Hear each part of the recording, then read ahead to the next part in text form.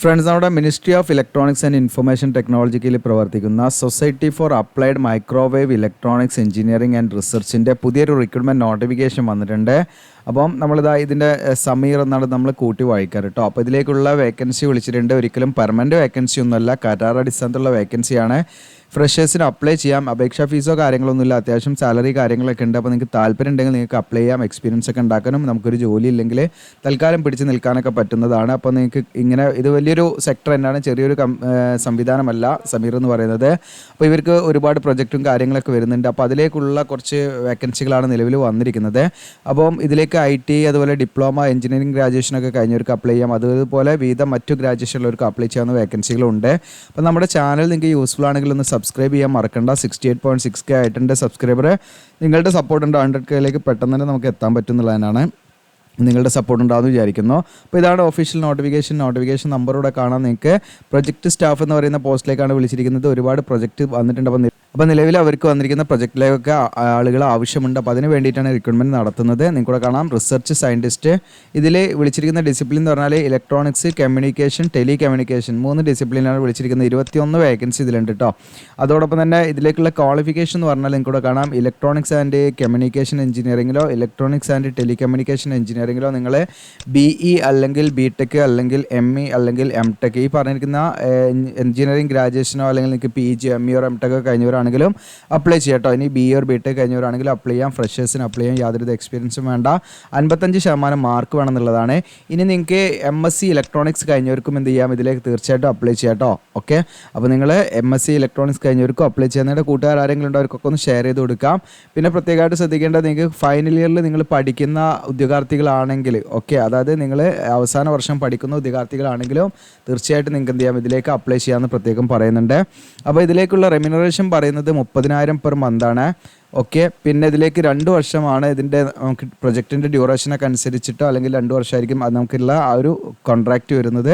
ഇതിലേക്ക് 30 age limit വരുന്നത്. ഇതിൻ്റെ ക്ലോസിംഗ് ഡേറ്റാണ് ഏജ് കണക്കാക്കുന്നത്. അതായത് ഓഗസ്റ്റ് 25 വരെയാണ് ഇത് അപ്ലൈ ചെയ്യാനുള്ള സമയം.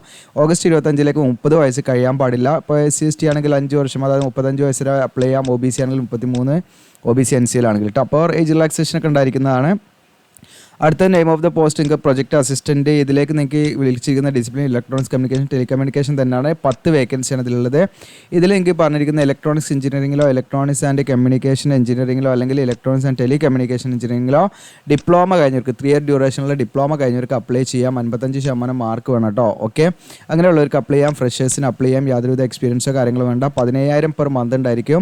2 വർഷമാണ് ഇതിൻ്റെയും കാലാവധി. 25 വയസ്സ് വരെയുള്ളവർക്ക് ഇതിലേക്ക് അപ്ലൈ ചെയ്യാം കേട്ടോ, ക്ലോസിംഗ് ഡേറ്റിലേക്ക്. പിന്നെ ഈ പറയുന്ന ഏജ് റിലാക്സേഷൻ ഒക്കെ ഉണ്ടായിരിക്കുന്നതാണ്. അടുത്തത് അസിസ്റ്റൻറ്റ് B ആണ്, പ്രൊജക്ട് അസിസ്റ്റൻറ്റ്. ഇതിലും വിളിച്ചിരിക്കുന്ന ഇലക്ട്രോണിക്സ് കമ്മ്യൂണിക്കേഷൻ, ടെലികമ്മ്യൂണിക്കേഷൻ ഡിസിപ്ലിൻ തന്നെ ഒരു വേക്കൻസിയാണ് ഇതിലുള്ളത്. ഇതിൽ നിങ്ങൾക്ക് ഈ പറഞ്ഞിരിക്കുന്ന ഇലക്ട്രോണിക്സ് എഞ്ചിനീയറിംഗ്, അതുപോലെ electronics and communication engineering, electronics telecommunication എഞ്ചിനീയറിംഗിൽ നിങ്ങൾക്ക് 55% മാർക്കോടുകൂടി പാസ്സായിരിക്കും എന്ത് ചെയ്യാം, ഇതിലേക്ക് അപ്ലൈ ചെയ്യാം. 21,500 ആണ്. 35 കേട്ടോ ഇതിൻ്റെ ഏജ് ലിമിറ്റ് വരുന്നത്. ഓക്കെ, ഇതിലെന്താ പ്രത്യേകത എന്ന് വെച്ചാൽ മുകളിൽ പറഞ്ഞതുമായി ബന്ധപ്പെട്ട് എന്താ പ്രത്യേകത വെച്ചാൽ ഇതിലേക്ക് നമുക്ക് എക്സ്പീരിയൻസ് വേണം. അത് എസെൻഷ്യൽ ആണ് കേട്ടോ. 3 വർഷത്തെ മിനിമം എക്സ്പീരിയൻസ് വേണം. എങ്കിലേ ഈ പറയുന്ന പോസ്റ്റിലേക്ക് നിങ്ങൾക്ക് കാണാം പ്രൊജക്ട് അസിസ്റ്റൻറ്റ് സീരിയൽ നമ്പർ 3 ഇതിലേക്ക് നിങ്ങൾക്ക് അപ്ലൈ ചെയ്യാനും 3 വർഷത്തെ എക്സ്പീരിയൻസ് വേണം കേട്ടോ. ബാക്കിയുള്ള ഇതുവരെ നമ്മൾ പറഞ്ഞതിലേക്കൊന്നും എക്സ്പീരിയൻസ് വേണ്ട, ഫ്രഷേഴ്സിന് അപ്ലൈ ആവുന്നതാണ്. അതുകൊണ്ട് തന്നെ അവർക്ക് ഈ പറയുന്ന സാലറിയിലും വ്യത്യാസമുണ്ട്. ഓക്കെ, 35 ഏജ് ലിമിറ്റും വരുന്നത്. ഇതിനടുത്ത് വരുന്നത് പ്രൊജക്ട് ടെക്നീഷ്യനാണ്, സീരിയൽ നമ്പർ 4 ഇതിൽ നിങ്ങൾക്ക് ഇലക്ട്രോണിക്സ് കമ്മ്യൂണിക്കേഷൻ, ടെലികമ്മ്യൂണിക്കേഷൻ തന്നെയാണ്. 4 വേക്കൻസി ഉണ്ട്. ഇതിൽ നിങ്ങൾക്ക് 55% മാർക്കോടുകൂടി ഈ പറയുന്ന ഇലക്ട്രോണിക്സ് കമ്മ്യൂണിക്കേഷൻ, ടെലികമ്മ്യൂണിക്കേഷനുമായി ബന്ധപ്പെട്ടുള്ള ട്രേഡുകളിൽ നിങ്ങൾക്ക് ITA കഴിഞ്ഞവർക്കാണ് ഇതിലേക്ക് അപ്ലൈ ചെയ്യാൻ പറ്റുക. ഇതിലേക്ക് യാതൊരുവിധ എക്സ്പീരിയൻസോ കാര്യങ്ങളൊന്നും വേണ്ട, ഫ്രഷേഴ്സിന് അപ്ലൈ ചെയ്യാം. 2 വർഷമാണ് ഇതിൻ്റെയും കാലാവധി. നമുക്ക് 15,200 പെർ മന്ത് ലഭിക്കുക. 25 വയസ്സ് വരെയുള്ളവർക്ക് ഇതിലേക്ക് അപ്ലൈ ചെയ്യാവുന്നതാണ്.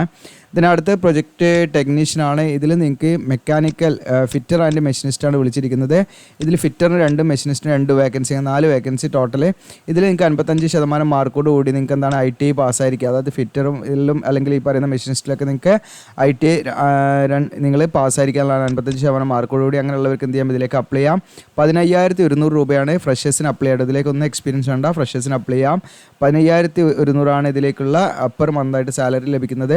പിന്നെ ഡ്യൂറേഷൻ 2 വർഷമായിരിക്കും. 25 ഏജ് ലിമിറ്റ് വരുന്നത് കേട്ടോ. ഇതിനടുത്ത് നമുക്ക് പ്രൊജക്റ്റ് മാനേജ്മെൻറ്റ് അസിസ്റ്റൻ്റ് ആണ്. ഇതിലേക്ക് നിങ്ങൾക്ക് ഏതാ discipline വിളിച്ചിരിക്കുന്ന BA BSc BCom BBA BMS ഒക്കെ ആണ്. അപ്പോൾ നിങ്ങൾക്ക് ഈ പറഞ്ഞിരിക്കുന്ന graduation BA BSc BBA BMS അല്ലെങ്കിൽ BCom നിങ്ങൾ കഴിഞ്ഞിട്ടുണ്ടെങ്കിൽ അതിൻ്റെ കൂടെ നമുക്ക് എന്തുപാടും വേണമെന്ന് വെച്ചാൽ 3 വർഷത്തെ എക്സ്പീരിയൻസ് വേണം. അങ്ങനെയുള്ളവർക്കാണ് ഇതിലേക്ക് അപ്ലൈ ചെയ്യാൻ പറ്റുക. ഇനി എക്സ്പീരിയൻസ് ഇല്ല, നിങ്ങൾ ഈ പറഞ്ഞിരിക്കുന്ന BA BSc BBA അതുപോലെ BMS അല്ലെങ്കിൽ BCom കഴിഞ്ഞ് പ്ലസ് നിങ്ങൾ MBA കഴിഞ്ഞവരാണെങ്കിൽ അങ്ങനെയുള്ളവർക്ക് എന്ത് ചെയ്യാം, ഇതിലേക്ക് അപ്ലൈ ചെയ്യാം. ഓക്കെ, എക്സ്പീരിയൻസിന് പകരമായിട്ട് MBA കഴിഞ്ഞിട്ടുണ്ടെങ്കിൽ അത് വെച്ച് നിങ്ങൾക്ക് എന്ത് ചെയ്യാം, ഇതിലേക്ക് അപ്ലൈ ചെയ്യാവുന്നതാണ് കേട്ടോ. ഈ പറയുന്ന ക്വാളിഫിക്കേഷനിൽ ഏതെങ്കിലും പ്ലസ് എന്താണ് MBA ഉണ്ടായിരിക്കണം. അങ്ങനെയുള്ളവർക്ക് എന്ത് ചെയ്യാം, ഇതിലേക്ക് അപ്ലൈ ചെയ്യാം. ഇനി അതല്ലെങ്കിൽ നിങ്ങൾക്ക് ഈ പറയുന്ന എന്താണ് ഈ മുകളിൽ പറഞ്ഞ ക്വാളിഫിക്കേഷനും പ്ലസ് 3 വർഷത്തെ എക്സ്പീരിയൻസ് ഉണ്ടെങ്കിൽ അങ്ങനെയും വെച്ച് അപ്ലൈ ചെയ്യാം. 20,000 പെർ മന്ത്, 2 വർഷമാണ് നമുക്ക് ഇതിൻ്റെ ഡ്യൂറേഷൻ വരുന്നത്. 30 ഏജ് ലിമിറ്റ് വരുന്നത്. ഇതിനടുത്ത് പ്രൊജക്റ്റ് മാനേജ്മെൻറ്റ് അസിസ്റ്റൻ്റ് ആണ്. ഇത് സീരിയൽ നമ്പർ 7 വരുന്നത്. ഇതിൽ നിങ്ങൾക്ക് BA BSc BCom തന്നെയാണ്. പക്ഷേ ഇതിൽ നിങ്ങൾക്ക് ഇതിൻ്റെ ഡ്യൂറേഷൻ കൂടും. അതായത് നിങ്ങൾക്ക് 5 വർഷത്തെ എക്സ്പീരിയൻസ് വേണം കേട്ടോ. ഓക്കെ, MBA വിത്ത് 5 വർഷത്തെ എക്സ്പീരിയൻസ് വേണം. ഇനി MBA ഇല്ലെങ്കിൽ നിങ്ങൾക്ക് 8 വർഷത്തെ എക്സ്പീരിയൻസ് വേണം. BA BSc BBA അല്ലെങ്കിൽ BMS BCom ഈ പറഞ്ഞ ക്വാളിഫിക്കേഷൻ ഉൾപ്പെടെ നിങ്ങൾക്ക് 8 വർഷത്തെ എക്സ്പീരിയൻസ്, ഇതിലെങ്കിലും ക്വാളിഫിക്കേഷൻ പ്ലസ് 8 വർഷത്തെ എക്സ്പീരിയൻസ്.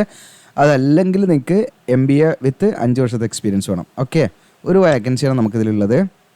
26,400 പെർ മന്ത് നമുക്ക് ലഭിക്കുക കേട്ടോ. 35 വയസ്സ് വരെ ഉള്ളവർക്ക് ഇതിലേക്ക് അപ്ലൈ ചെയ്യാം. അപ്പോൾ ഇത്രയും കാര്യങ്ങളാണ്. അപ്പോൾ ഏജ് ലിമിറ്റിൻ്റെ കാര്യങ്ങളൊക്കെ നമ്മൾ പറഞ്ഞു. ക്ലോസിംഗ് ഡേറ്റിലേക്കാണ് അത് കണക്കാക്കുന്നത്. എങ്ങനെ അപ്ലൈ ചെയ്യേണ്ടുള്ള കാര്യങ്ങളൊക്കെ പറയാം. സെലക്ഷൻ പ്രോസസ്സ് പറഞ്ഞാൽ അതിലേക്ക് റിട്ടൺ ടെസ്റ്റ് ഉണ്ടായിരിക്കാം, സ്ക്രീൻ ടെസ്റ്റ് അല്ലെങ്കിൽ സ്കിൽ ടെസ്റ്റ് കാര്യങ്ങളൊക്കെ ഉണ്ടായിരിക്കാം കേട്ടോ. അപ്പോൾ നിങ്ങളുടെ മെയിൽ ID ഇടയ്ക്ക് ചെക്ക് ചെയ്യണം. മെയിൽ വഴിയൊക്കെ അവർ അറിയിക്കുന്നതാണ്. അപ്പോൾ ഇതിൻ്റെ ഇമ്പോർട്ടൻറ്റ് ഡേറ്റ് ആണ് നമ്മളിനി പറയുന്നത്. ഇമ്പോർട്ടൻറ്റ് ഡേറ്റിന് സ്റ്റാർട്ടിംഗ് ഡേറ്റ് August 3 മുതൽ നിങ്ങൾക്ക് ഓൺലൈനായിട്ട് അപ്ലൈ ചെയ്ത് തുടങ്ങാം.